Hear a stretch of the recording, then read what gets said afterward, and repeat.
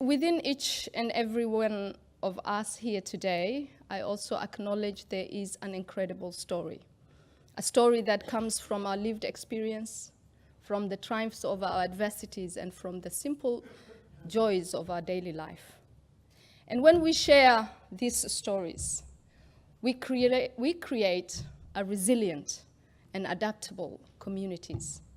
Communities where everyone is dignified, where we learn from each other, but not only that, where we bring our diversity alive.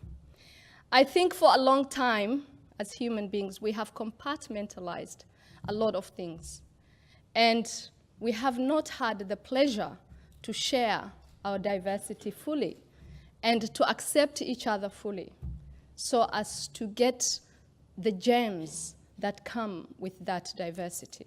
But what I also realized after going into the community was the fact that I cleaned beautiful Brighton homes, but very few people lived in it. I went into aged care centers where the wisdom of the community was away from the community.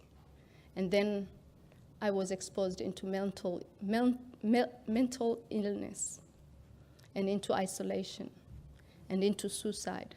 12-year-olds, 13, 15-year-olds killing themselves. And I realized amidst the glory and the glamour and the beauty, there was also a less apparent truth here. And that is when I realized that I wasn't here randomly. I was here as a seed who has germinated to remember what I had forgotten about myself, but to also remind what the other has forgotten about themselves. And that is when I started the backyard garden. And by the way, that is a bee. A bee works from a place of privilege.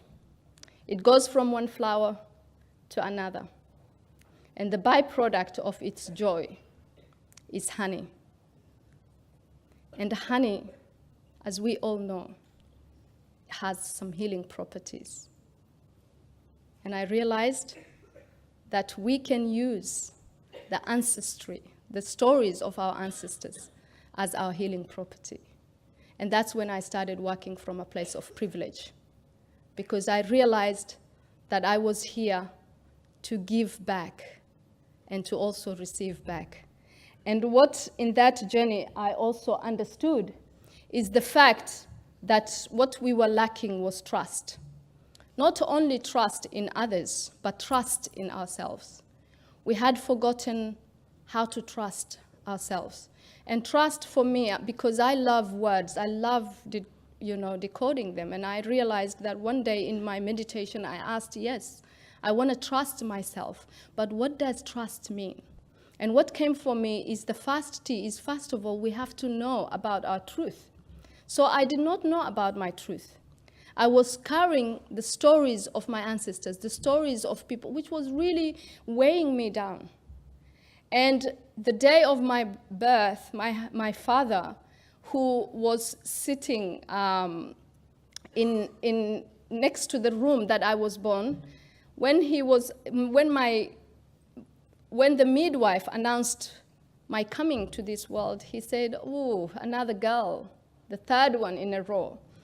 And he was talking about an axe at the time that he had done some work with in the morning. And he said, well, and this woman came out and said, well, you have a beautiful girl. What shall you name her, Osman? And my father said, well, an axe is a good name for a girl. I think it'll pass. And I realized that my father handed me an axe on that day because he knew that I would need it over in my years. So I grew up with farmers, and I really wanted to work with women because I have seen the devastation that happens in a war, but I also realized that our wars are not necessarily just a physical war, because around the coffee culture, I was talking with women who were in depression. I was talking with women who were in abusive relationships. And you know, all this was happening because at that time, that was my phase. That phase of my life was a victim phase. And guess what? I was projecting that, so the people around me were victims. So I realized that the story of women was that of victimhood. Whatever we harbor in our inner hearts is whatever that comes out. And then I moved on from being angry, from being a victim into anger. And I realized it was so much better. But again, I wasn't taking responsibility. And luckily today, you're a very lucky audience. I speak to you from that place of privilege, which means that we take full responsibility. That means we can change our stories, however much that we were given. And by the way, you and I are no different. Each and every one of us is struggling with a story, but how do we change it? And so I learned how to change my story. And trust for me became that I had a truth, a static truth, that there was an inner life force within me that I did not need to ask. I would drink a glass of water and miraculously it would become urine. And it would just take care of me. And then I realized I also had a dynamic truth. I had a dynamic truth which meant that I could create my life, that I could choose the experiences I wanted to participate in, that I should not take the story of someone else. And what a better way to learn that than through gardening. Because in gardening, you plant a seed, and it takes time.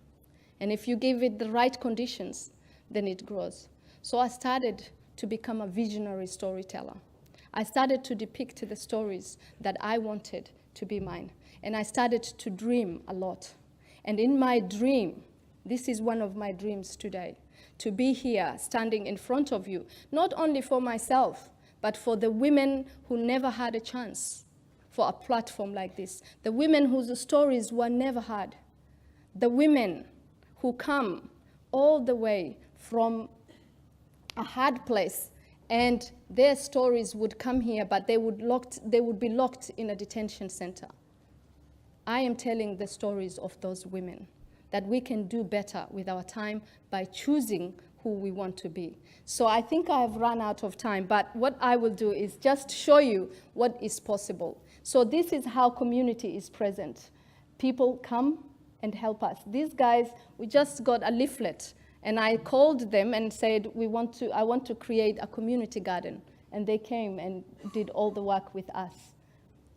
So this is my backyard, by the way.